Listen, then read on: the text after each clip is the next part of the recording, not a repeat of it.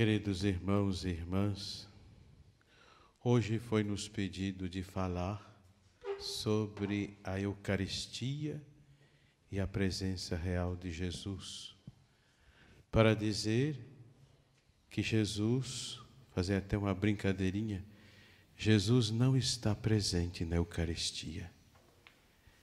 Sabiam disso?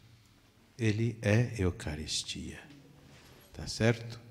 Ele é Eucaristia. A Eucaristia é o próprio corpo de Cristo. Ali está o Cristo inteiro, com seu corpo, sangue, alma e divindade.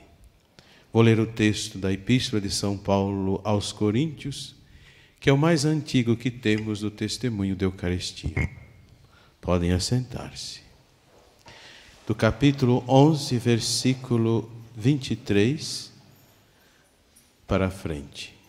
São Paulo diz: pois eu recebi do Senhor o que também vos transmiti, que o Senhor Jesus, na noite na qual estava sendo entregue, tomou o pão, tendo dado graças, partiu-o e disse: isto é meu corpo por vós. Fazei isto em minha memória. Do mesmo modo, tomou também o cálice, depois de cear, dizendo: este cálice é a nova aliança em meu sangue. Todas as vezes que beberdes, fazei isto em minha memória. Pois todas as vezes que comerdes deste pão e beberdes do cálice, anunciais a morte do Senhor até que Ele venha. Palavra do Senhor. A Eucaristia é uma prática da Igreja desde a sua origem. Digamos que a Igreja começa com a Eucaristia e tende a sua missão a culminar na Eucaristia. Ela é o começo e o fim. O que Jesus nos fez? Primeiro, Ele nos instruiu sobre quem é Deus, o reino de Deus. E depois de 3 anos de caminhada com seus discípulos, depois da instrução, Ele reuniu os 12 na última ceia e, naquela ceia que os judeus celebravam, o momento da passagem de Deus para libertar o seu povo, que é a Páscoa, Jesus pega o pão e diz: tomam e comam deste pão, porque isto é meu corpo. Mas que sentido teria para os discípulos? Será que eles entenderam alguma coisa naquele momento? Tomem e bebam, isto é meu sangue. Jesus estava antecipando, de uma forma sacramental, aquilo que Ele iria fazer com o seu próprio corpo, morrendo na cruz para nos dar a mesma vida de Deus. Porque a morte de Jesus na cruz, Ele morre para nos dar a mesma vida de Deus. Não era simplesmente para devolver a vida biológica neste mundo como nós estamos aqui hoje. Era fazer participar da mesma vida de Deus. E com os seus discípulos antes, Ele reúne e dá de forma sacramental o seu corpo e sangue e disse: fazei isto em memória de mim. Está entendendo? É um mandato para dizer que cada vez que se reunisse em nome dEle e partissem o pão, estaríamos fazendo memória. Mas fazer memória não é simplesmente recordar na memória. É atualizar um momento presente da história como se nós estivéssemos ali presentes juntos. Cada missa que participamos, espiritualmente, nós somos levados para o único momento, que foi a morte redentora de Jesus na cruz. São João Crisóstomo diz que quando entramos na missa, na liturgia, nós saímos do templo. E ali nós entramos naquilo que é próprio de Deus, a eternidade, e dele participamos, quer dizer, degustamos um pouquinho do que vai ser depois. Claro que fisicamente estamos aqui, mas é um momento que espiritualmente diz: se você não conseguir fazer esse passo da terra para o céu, você não participou. Ela era uma responsabilidade muito grande de sentir realmente: eu não estou, quer dizer, em qualquer lugar, eu estou na presença de Deus. Mas o que significa esta presença real? Muitos não acreditam que Jesus esteja presente na Eucaristia. Por que nós, igreja, acreditamos na presença real? Por duas razões. Porque, em primeiro lugar, Deus se encarnou. A presença real na Eucaristia é um prolongamento da encarnação. Então, quem não crê na encarnação, não faz sentido crer na Eucaristia. Quem não crê na divindade do Filho, quem não crê que Jesus é Deus, com o Pai e o Espírito, também não acredita na Eucaristia. Porque a Eucaristia é essa expressão máxima de fé da encarnação e da divindade de nosso Senhor Jesus Cristo. Está claro? Então, é esta a fé da igreja. Porque, exemplo, eis o mistério da fé. Para nós, Jesus Cristo é Deus encarnado. E o que é a encarnação? Vamos tentar, então, a partir de entendermos o que é a encarnação, para explicar a presença real.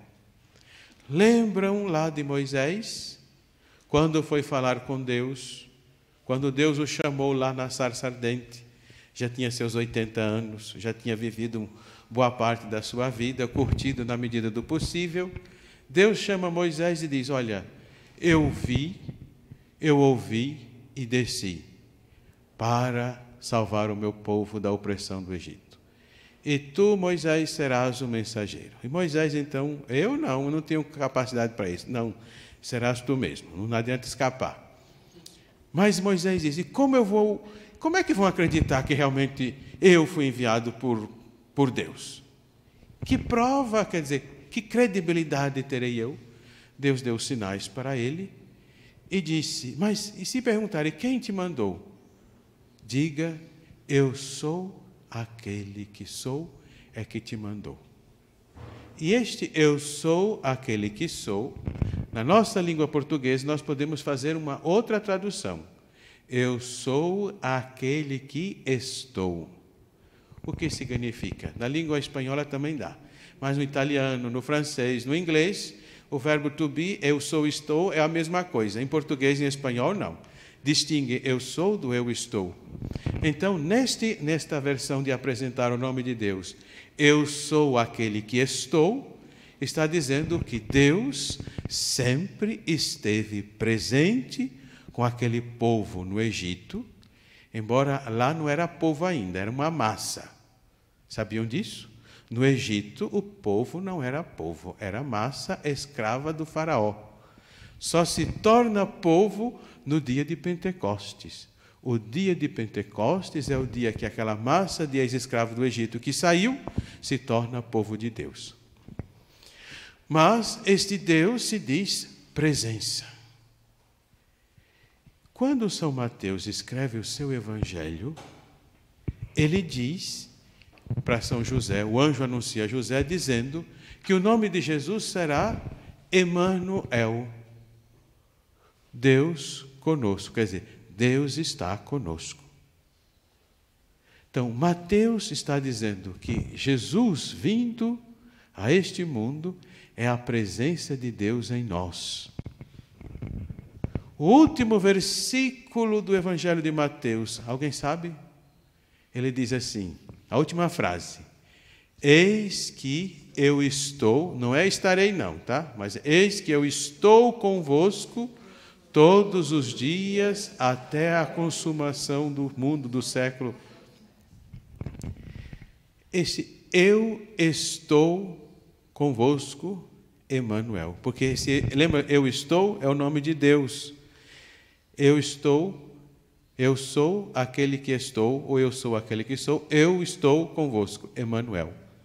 O último versículo de Mateus é dizer que Jesus garante a sua presença constante conosco até a consumação do século, quer dizer, desse tempo.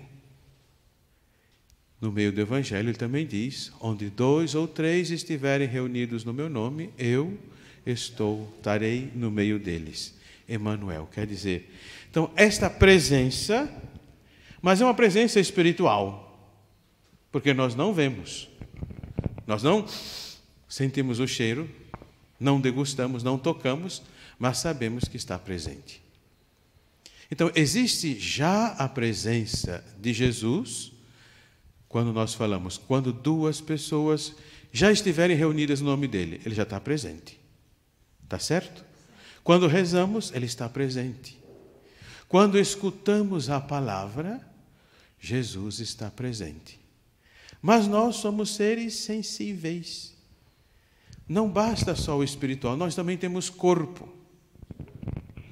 E o corpo, a matéria, foi muito desprezada na história, porque achavam o que é espiritual não se mistura com o que é material. Então, muitos desprezavam a Eucaristia porque dizia, se Deus é espírito, ele não se importa com a matéria. E a encarnação, o que ela diz? Que Deus quis se fazer matéria, ele assumiu um corpo material para poder falar conosco de forma tão próxima de não termos dúvida mais e de nos sentirmos que somos tão amados que ele veio assumir o nosso próprio corpo. Então, o fato dele ter assumido, por quê? Quando ele se fez homem, ele assumiu matéria. Então, muitos queriam dizer que, não, ele não assumiu de verdade, foi só de aparência. A encarnação foi só uma aparência, não era verdadeira. Eles foram chamados os docetistas. Doce não por causa da doçura, tá? Porque no grego dokel quer dizer parece. Então, aqueles que diziam que a encarnação de Jesus foi só uma forma aparente. Por isso eles não aceitavam a Eucaristia. Mas para nós não é isto. E porque Deus assumiu a matéria e se fez matéria, a matéria ela foi revestida de dignidade.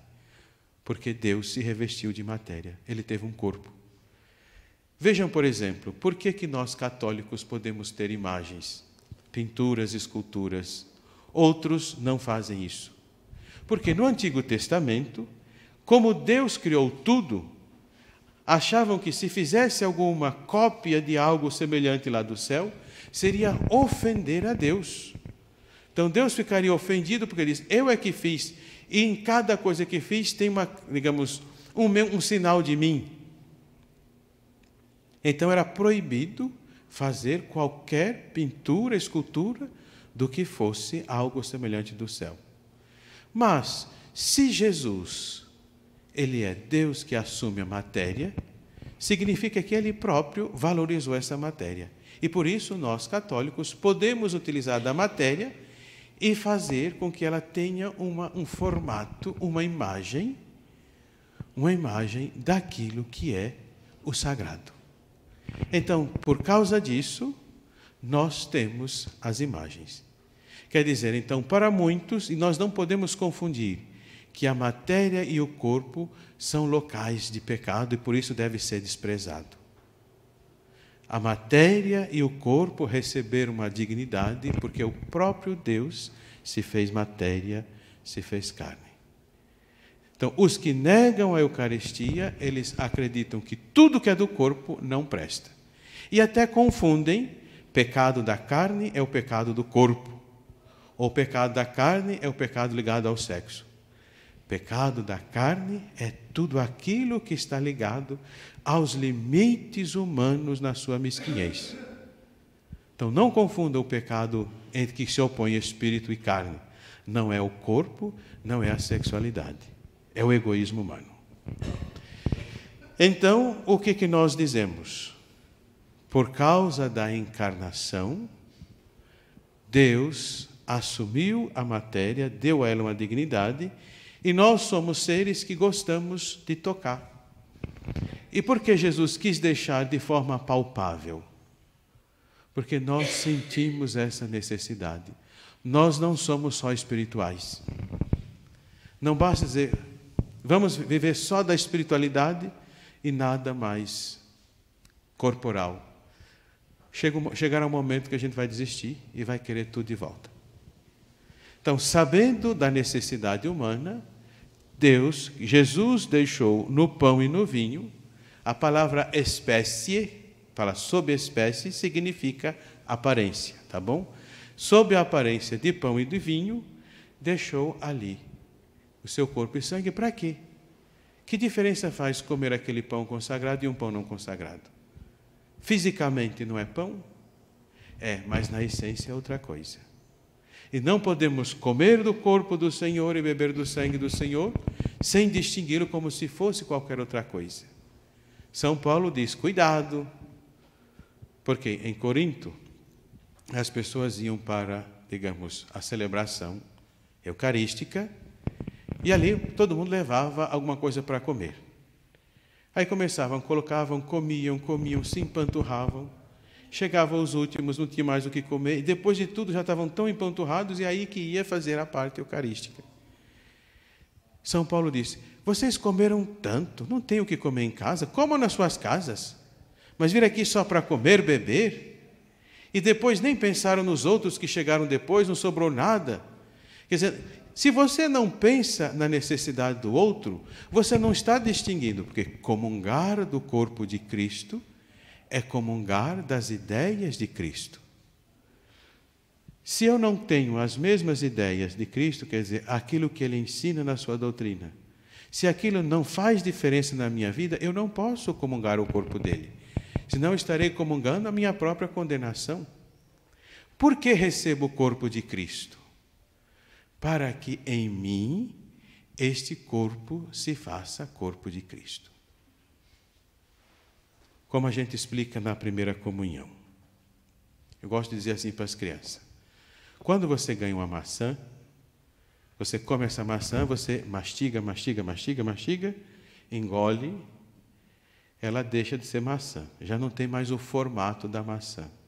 E a substância já ali salivada, triturada, chega no estômago, recebe outros gases, outra digestão. Então, digamos, sobra uma energia. Ex-maçã, agora energia no seu corpo, o que é aproveitável vira seu corpo. O que não é aproveitável vai para outros cantos. Então, quer dizer, o que comemos vira nosso corpo. O corpo de Cristo não. Se eu comungar a hóstia consagrada, se eu beber do vinho consagrado, ele não vai virar meu corpo. Vai fazer um movimento contrário. Eu vou virar corpo de Cristo. Por isso Jesus deixou o sacramento, para que cada vez mais eu vá me tornando corpo de Cristo. E ao me tornar corpo de Cristo, eu desapareço? Deixo de existir? Não. Eu me torno mais autenticamente eu. Porque nós só seremos autenticamente nós quando estivermos inseridos em Deus. Não vamos desaparecer, não existe mais eu. Não. Você vai ser totalmente você porque estará em Deus.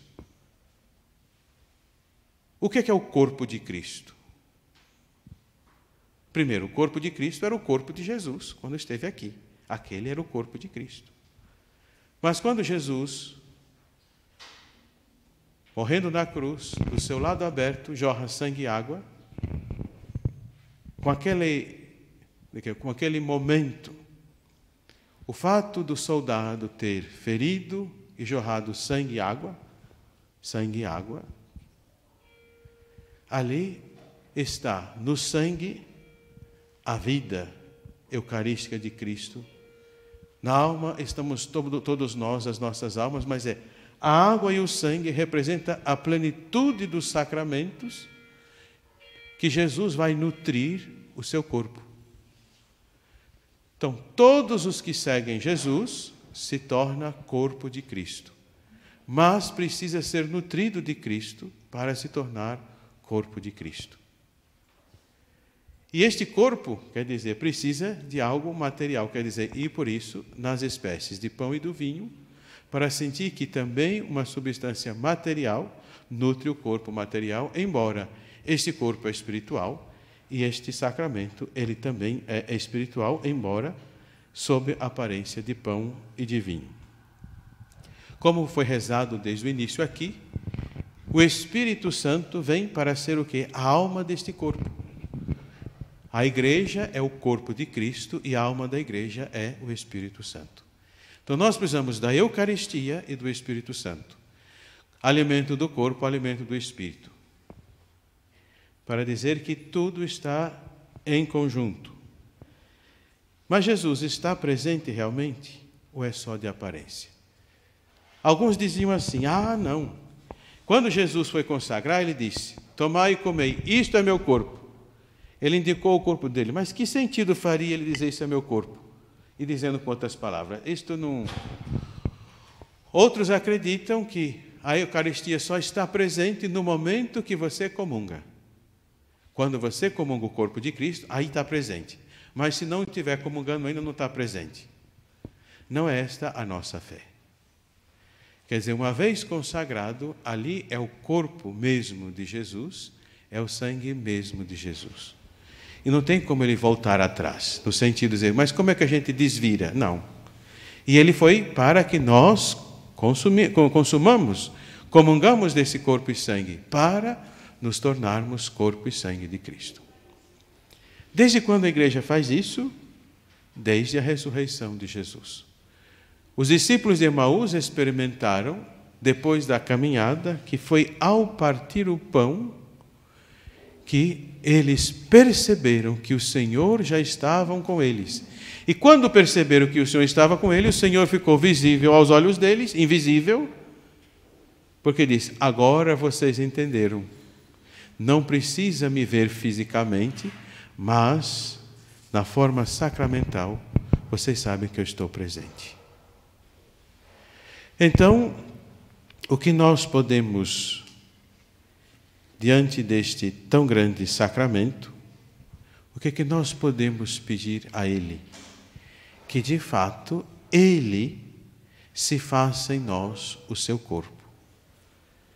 Para isso, é preciso que nos sintamos como os elementos que compõem este pão e os elementos que compõem o vinho. O que é o trigo? Já viram uma espiguinha de trigo, não já? São vários grãozinhos, e esses grãozinhos, para se tornar farinha, o que eles precisam? Ser triturados. Ser triturados. Quer dizer que o Senhor espera de nós uma disposição da nossa vida, não para nos perdermos, para somarmos. Cada desafio que passamos, nós podemos oferecer para dizer, isto é para que eu me torne cada vez mais unido ao corpo de Cristo, uma coisa só. A uva é a mesma coisa. Elas precisam ser todas pisadas para se tornar um único mosto. Então, tudo que você passa pelo bem da igreja, pela salvação do mundo, é parte da sua composição, da sua somatização, quer dizer, se tornar um corpo com o corpo de Cristo. E isto é graça. Às vezes parece que é, eu não quero isso não, só quero a parte boa, não quero passar por isto. Mas se não passarmos por esse processo, nós não nos transformamos e não nos tornamos autenticamente nós mesmos. Lembrando que Jesus disse, se o grão de trigo que cai na terra não morre, fica só um grão de trigo. Mas se ele morre, ele se transforma, vira uma plantinha, cresce e dá muito fruto. A presença real quer dizer, muitos santos tiveram a experiência, quer dizer, nós tivemos os primeiros milagres eucarísticos para simplesmente Deus mostrar o quão valioso é o sacramento da Eucaristia. Não é qualquer coisa. Talvez, se não ainda percebemos que mistério é este, nós chamamos o sublime sacramento, temos que pedir esta graça. Primeiro, Senhor, me dê a graça de compreender o que significa a encarnação, o que significa a tua divindade, o que significa a tua entrega total para nos salvar, e aí sim eu entenderei o que está por detrás daquele pão e daquele vinho. Senão, ficará uma coisa somente simbólica. A diferença de presença real é presença simbólica. Na missa, só uma representação. Não é uma representação. Quando você vai comungar, você come o próprio corpo de Cristo. E você se une a este corpo de Cristo para que Ele também te transforme. Aí você está unido a tudo. Unido a Cristo, unido a Deus, estamos unidos a tudo que foi criado. É claro que é um tema difícil, talvez, de se entender, porque teríamos que entrar nas polêmicas, por que não, mas para quem tem fé não precisa ficar entrando em detalhes. Basta gozar deste momento que é um privilégio para nós que cremos. Santa Juliana de Liege, já ouviram falar dela? Ela foi uma santa que disse que o Senhor queria uma festa para o Santíssimo Sacramento. Mas toda a missa é uma festa para o Santíssimo Sacramento, como é que vai? E então, ela foi muito, como se diz, insistente, e graças à sua, digamos, a sua colocação com os bispos, tem todo um processo. Conta-se como foi a primeira procissão do Santíssimo Sacramento. Antes de Santa Juliana, o bispo de Cantuária resolveu fazer uma procissão no domingo de Ramos para mostrar o triunfo de nosso Senhor Jesus Cristo. Foi a primeira procissão de Corpus Christi. Quer dizer, tem toda uma história aqui, tem uma longa pesquisa, mas são só, como diz, informações quando começa a ter sacrário na igreja, quando não tem, mas isso são mais detalhes históricos, que não creio que seja para este momento. Mas Santa Juliana foi ela que deu este primeiro passo, e graças a ela, depois de muitos anos, é que se começou a ter o dia chamado o dia do corpo de Deus, o dia de Corpus Christi. Certo? Graças a ela. Então, foi um longo processo. Mas o que nos interessa, quer dizer, por que isto? Quando na igreja um aspecto da fé começa a ser ameaçado, que alguém começa a questionar o seu valor, sempre o Espírito Santo suscita pessoas e situações para que digam não se pode negar a presença da Eucaristia. Quer dizer, culminou com tudo isso com os congressos eucarísticos, nacionais e internacionais, para dizer, a igreja, ela vive da Eucaristia. A missão da igreja termina na Eucaristia e começa da Eucaristia. Assim como nosso Senhor Jesus Cristo. Ele terminou o seu ministério na última ceia, antes da paixão, dando o seu corpo e sangue, e com os discípulos, quando ele ressuscita, dá a Eucaristia para que seja o ponto inicial da missão da igreja. Que nós possamos, então, impulsionados pela Eucaristia, o Santíssimo Sacramento, aumentar cada vez mais o nosso amor por esta Eucaristia, para de fato sermos o corpo de Cristo, visível no mundo, mostrando Deus se encarnou, Deus amou esta matéria e a resgatou para um dia ela estar com Ele, junto por toda a eternidade. Eu dei uma informação, é sobre o que acontece. No Egito, o povo, nós temos que dizer povo porque, quer dizer, o que existia no Egito? O faraó, o povo egípcio e a massa de escravos que trabalhava para o faraó. Dentro dessa massa de escravos, você tinha hebreus que faziam parte, digamos, do grupo de escravos do faraó. Mas este grupo, chamado hebreus, tinham uma fé num Deus de Abraão, de Isaac e de Jacó, que os pais transmitiram a eles. E foi este Deus, desses pais, que convocou este grupo para que saísse do Egito. Eles não podiam ser povo de Deus, porque povo de Deus não é escravo, é livre. Então, é por isso que eu digo, é uma massa que saiu do Egito, e 50 dias depois que saíram do Egito, lá no Monte Horebe, ou Monte Sinai, Moisés reuniu ali as tribos e subiu para falar com Deus.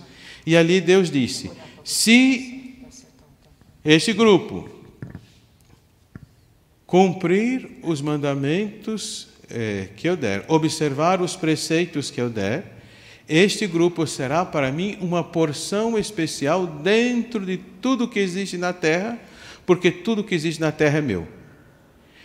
Se eles aceitarem isso, então aí eles serão o meu povo e eu serei o seu Deus.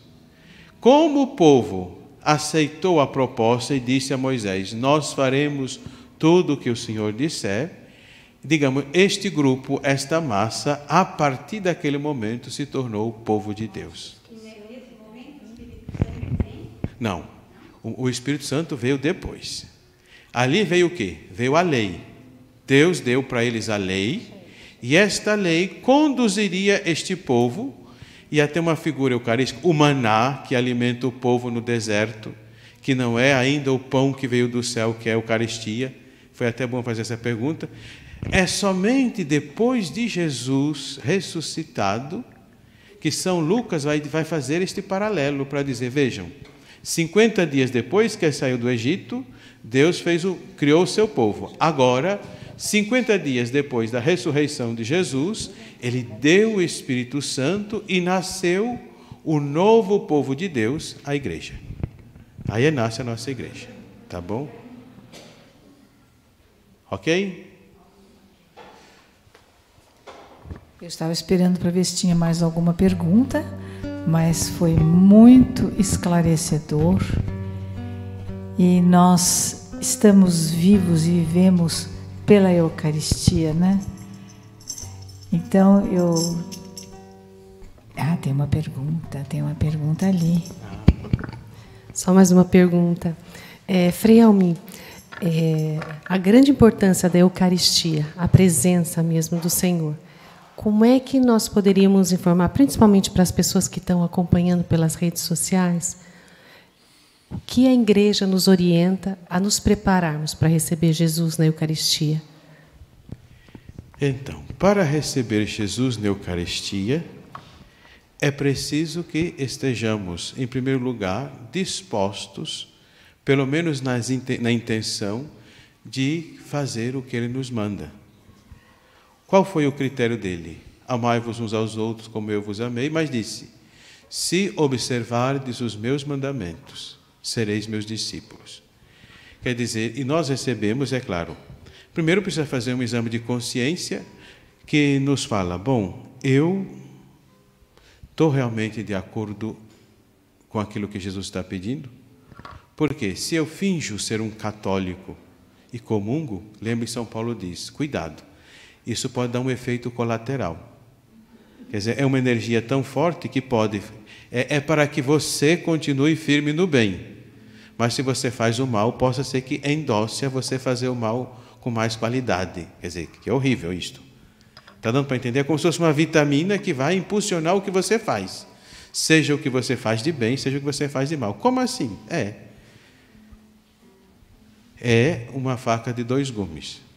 Agora, é preciso, claro, fazer esse exame de consciência e, se precisar, fazer a sua confissão, porque, afinal de contas, existe o sacramento da reconciliação para que estejamos sempre disponíveis. Agora, não podemos cair numa heresia e ficarmos achando que a Eucaristia é o prêmio dos justos.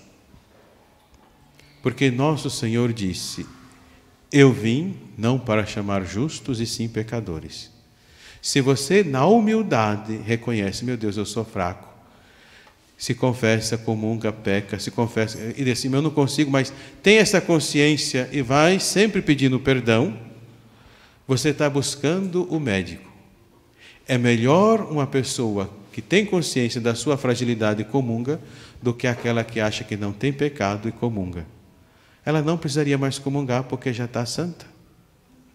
Quer dizer, eu vim chamar pecadores e não justos. E Jesus conta na parábola do publicano e do fariseu. O fariseu que se convence que já é santo, que vive tudo, e o publicano que reconhece que não é nada. Então é preciso muita humildade para receber o corpo do Senhor. Agora, é claro, não banalize. Ah, Deus é bom, Deus perdoa tudo. Importante. Não, como muita gente que não vem à missa, vem uma vez ou outra quando morre o avô ou o tio, aí chega na missa e quer comungar. Não, cuidado, cuidado. Olha o efeito colateral. Também dá. Obrigada. E só a última pergunta. Como o senhor falou que tudo inicia com a encarnação do Verbo, como o senhor poderia nos orientar, principalmente porque o católico às vezes confunde muito a encarnação e cai na heresia da reencarnação? Gostaria que o senhor desse só uma luz sobre isso. Sim, sim. Então, a encarnação significa Deus que assume a mesma natureza humana, a mesma que nós temos. Quer dizer, ele se torna um de nós. E veio para se comunicar conosco de uma forma como nós, para que o víssemos, o tocássemos, o sentíssemos de uma forma sensível. Isto é encarnação. É Deus que assume a condição humana e convive com os humanos. Agora, existem crenças, que não é a nossa, que acredita, por exemplo, digamos, o hinduísmo. Para o hinduísmo, quando o mundo perde a moral, os bons costumes, tudo está corrompido, então eles acreditam que um ser da divindade vem a este mundo e assume as condições humanas como nós, só que não é como nós vemos a encarnação. Para eles é uma forma para instruir o povo a voltar aos bons costumes. Quer dizer, isto eles chamam de avatar, quer dizer, é a divindade que vem reensinar os valores à humanidade, mas só isto.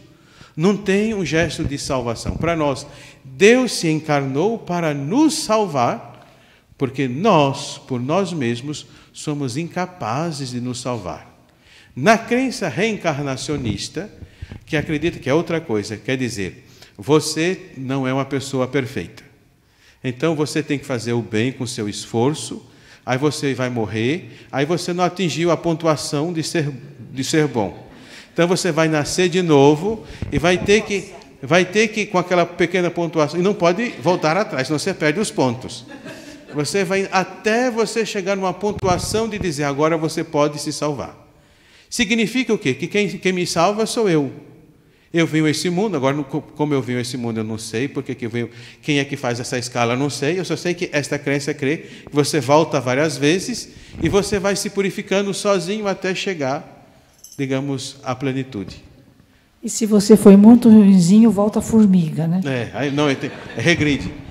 Agora, quem é que faz isso? Quer dizer, para nós, quer dizer, para a crença católica, quer dizer, isso chama-se a reencarnação ou metempsicose, o nome científico, metempsicose. Mas para nós não faz sentido, por quê? Eu não posso me salvar sozinho. Por mais que eu me esforce, quer dizer, por que eu não me salvo sozinho, estando aqui? Porque São Paulo diz isso na Epístola aos Romanos. Todo mundo, mesmo quem conhece a lei, mesmo quem sabe as coisas de Deus, por si só sabe o que é certo e o que é errado, mas não consegue fazer o que é certo. Por quê? Porque o ser humano ele é corrompido por si mesmo. Ele não tem condições de se salvar por si só. Só um é que pode nos salvar. Jesus Cristo. Só Ele. Quer dizer, a presença, porque, por exemplo, se por acaso, digamos, alguém que não pode comungar com a hóstia porque não consegue mais engolir, nós colocamos um pouquinho de vinho na boca dela e ela acaba cuspindo fora porque por uma questão de saúde. O que é que nós fazemos? Colocamos mais vinho, aquele vinho se dissolve, deixa de ser, perde a substância. Quando a substância deixa de ser ela, aí deixa de ser Eucaristia. Quando comungamos dentro de nós, bom, aí só Deus pode dizer, né? Quanto tempo dura. Quer dizer, até que nós, como alimento que perdura, mas tem que sempre estar, por exemplo, todo dia, se possível, se você pudesse comungar todo dia, seria o ideal. Agora não posso dizer que dura 24 horas, quer dizer, esse tempo não dá para contabilizar. tá certo? Isto é uma pergunta interessante, porque aquela pergunta, devemos invocar o Espírito Santo sempre ou de vez em quando? Né? E ali, estudando esses dias, quando Saul se torna rei, diz que o Espírito de Deus estava sobre ele. De repente diz que o Espírito do mal estava sobre Saul. Dizia, o que aconteceu com o Espírito Santo? Quer dizer, às vezes nós acabamos cedendo o lugar, quer dizer, por isso que comungar sempre, porque não temos, medir o tempo, mas isso, o que importa para nós é, quer dizer, que nutridos desta Eucaristia, sempre a graça estará nos assistindo, de forma mais presente. Tá bom? Obrigado. Obrigado, Padre. Frei Almir. Tem uma música muito bonita que diz assim, eu gosto muito, não sei se o senhor conhece, ele canta e canta canta muito lindo, que diz assim: Senhor, quando te vejo no sacramento da comunhão, sinto o céu se abrir e uma luz a me atingir, esfriando minha cabeça, esquentando meu coração. Senhor, graças e louvores sejam dados a todo momento. Quero te louvar na dor, na alegria e no sofrimento, e se em meio à tribulação eu me esquecer de ti, ilumina minhas trevas com tua luz. Jesus, fonte de misericórdia que jorra do templo, Jesus, o Filho da Rainha, Jesus,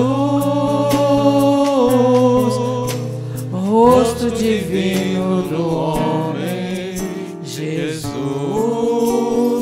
rosto humano de Deus, Jesus, fonte de misericórdia que jorra do templo, Jesus, o Filho da Rainha, Jesus, rosto divino do homem, Jesus, rosto humano de Deus.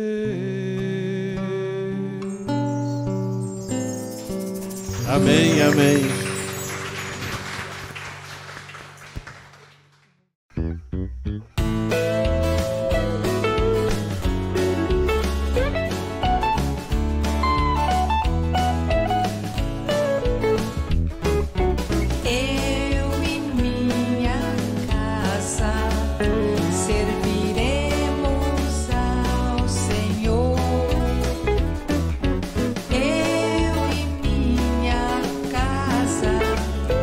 Servir